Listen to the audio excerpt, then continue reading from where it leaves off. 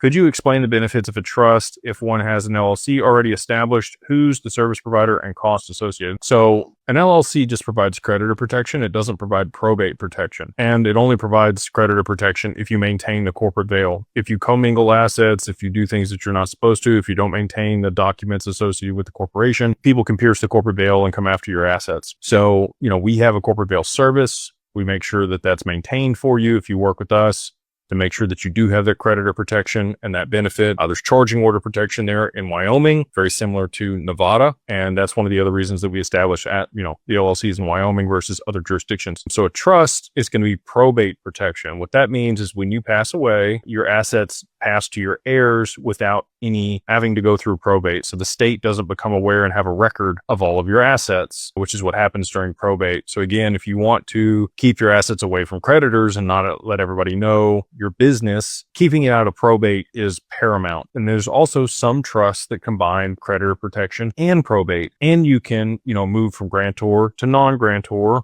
or vice versa, depending on if you gift the assets out of your taxable estate. So trust provides three different things: probate protection, creditor protection, and then also, tax protection, or being able to move it out of your taxable estate, depending on the type of trust and depending on if you want to go ahead and complete that gift. The creditor protection often takes a couple years to season in for a trust. You cannot be in the middle of litigation or divorce or have creditors pursuing you or owe taxes. If you do want to set up an asset protection trust, you're going to have all those things out of the way and not need it. Problem is, most people want to set this stuff up when they need it. They're trying to remove assets or hide assets. Can't do it then. You got to do it before then. It's kind of like insurance or life insurance or health insurance. You want to have that stuff in place before you get sick or before you're in a position where you're going to need it. It's hard to think about that stuff when it's not paramount on the front of your mind. But if you can be proactive and set these things up, you're going to be in a much better position over the long term. So hopefully that provides you a little bit better clarity on what a trust is and the protections it provides and why you may want one.